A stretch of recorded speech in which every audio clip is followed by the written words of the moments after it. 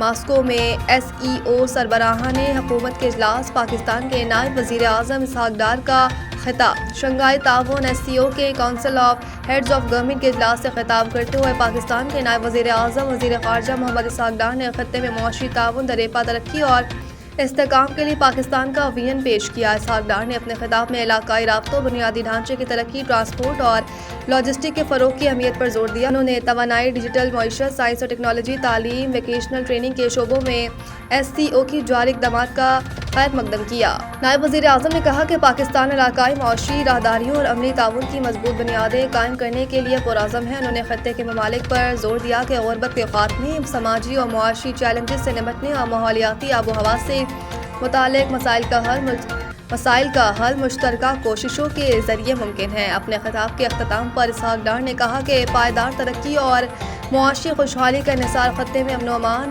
استحکام پیدا کرتا ہے، جس کے لیے پاکستان ہمیشہ تعمیری کردار ادا کرتا رہے گا۔